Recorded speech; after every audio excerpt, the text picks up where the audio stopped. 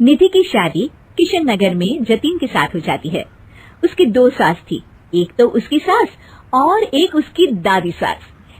निधि स्वभाव में बड़ी ही चंचल स्वभाव की थी और ये बात उसकी सास को बिल्कुल पसंद नहीं थी। एक दिन निधि हेडफोन लगाकर गाने सुन रही होती है और नाच रही होती है। तभी उसकी सास वहाँ आ जाती है। It's the time to disco, कौन मिले देखो किसको, It's the time to disco। निधि जैसे ही मुड़ती है, उसकी सास वहाँ खड़ी होती है। वो अपनी सास को देखकर नाचना बंद कर देती है। मम्मी जी, मैं ना बस थोड़ा। नहीं नहीं बहू, और नाचो, पूरे दिन रात एक कर दो प्रैक्टिस में।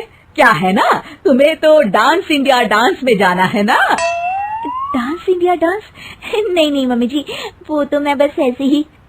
हाँ हाँ पता है, तुम ऐसे ही ठुमके मार रही हो, नाश्ता तो बना नहीं है अब तक। ओह बस मम्मी जी, मैं जा ही रही थी बनाने। तभी वहाँ निधि की दादी सास आ जाती है।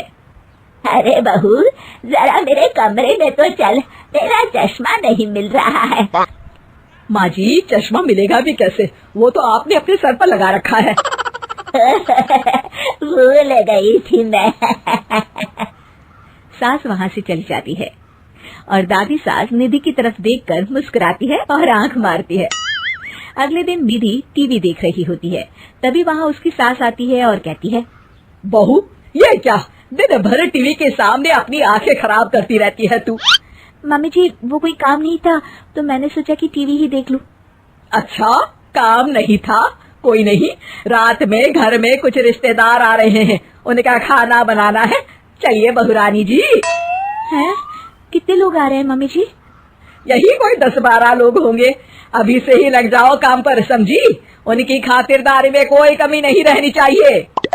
सास वहाँ से चली जाती है। बाप रे, 10-12 लोग, इतने लोगों का खाना, इतना खाना तो एक साथ मैंने कभी नहीं बनाया। निधि रसोई में जाती है और सब्जी काटना शुरू करती है। सब्जी काटते हुए काफी वक्त बीत जाता है। तभी उसकी सास आती है। ये क्या, अभी तक सब्जी ही काट रही है? अरे अभी तक तो सब्जी बन भी जानी चाहिए थी। जल्दी जल्दी हाथ चलाओ बहू, मैं जरा मार्केट जा रही हूँ। सास चली जाती है।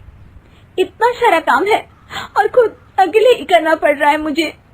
निधि सब्जी काटने के बाद आटा गूंदना शुरू करती है तो देखती है कि आटा खत्म हो गया है।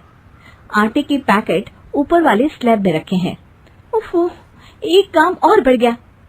निधि आटा निकालने के लिए स्टूल पर चढ़ती है और पैकेट उतारने लगती है। तभी उसका बैलेंस बिगड़ता है और सारा आटा उसके ऊपर गिरता है। हे भगवान, मर गई रे, ये तो सारा आटा ही गिर गया। अब क्या करूं? आज तो सासू माँ से बहुत डांट पड़ेगी। तभी उसकी दादी सास को रोने की आवाज आती है और वो रसोई की तरफ आ जाती है। देखती है कि निधि आटे में लथपथ जमीन पर बैठी है और पूरा आटा रसोई में बिखरा हुआ है। अरे बहू, ये क्या हालत बना रखी है तूने अपनी? मेहमानों के आने का वक्त हो गया है और रसोई की ऐसी हालत है।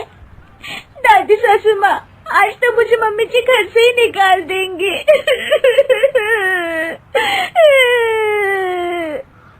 ओफो, रोना बंद भी करो और जल्दी से सफाई शुरू करो। चलो, खाना मैं बना देती हूँ।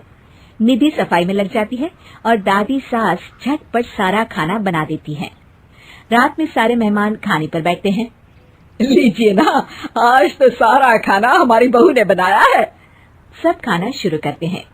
कैसा लगा आप लोगों को बहू के हाथ का खाना? खाना तो बहुत ही अच्छा बना है। हाँ हाँ, और ये पालक पनीर तो बहुत ही अच्छा है। ये सुनकर निधि बहुत खुश हो जाती है और अपनी सास की तरफ देखती है तो देखती है कि उसकी सास तो कुछ भी खा ही नहीं रही होती। अरे मम्मी जी, आप लीजिए ना, मैं परोसती हूँ आपको। ये लीजिए पालक पनीर और ये लीजिए रोटी। सास जैसे ही खाने का निवाला खाती है तो अपनी बहू की तरफ देखती है। कैसा बना है खाना मम्मी जी? सास दादी सास की तरफ देखती है। अब बहुत अच्छा खाना बना है। दादी सास समझ जाती है कि उसकी बहू को पता चल गया है कि खाना उन्होंने बनाया है और निधि ये सोचकर घबरा रही होती है कि अब उसकी सास उसका क्या हाल करेगी। सारे मेहमान चले जाते हैं। बहू, तुम्हें शर्म नहीं आती? सारा खाना तुमने सासू माँ से बनवाया। नहीं मम्मी जी, वो दरअसल आटा। तभी दादी सास वहाँ आ जाती है और निधि की बात काटते हुए कहती है, अरे बहू, मेरी थोड़ी सी तबीयत ठीक नहीं लग रही, तू जरा डॉक्टर को तो बुला दे। अरे सासू माँ, क्या हो गया आपको? चलिए कमरे में आइए आप। सास निधि की दादी सास को अंदर लेकर जाती है और दादी सास एक बार फिर से निधि की तरफ देखकर मुस्कुराती है। दादी सास ने मुझे फिर से बचा लिया।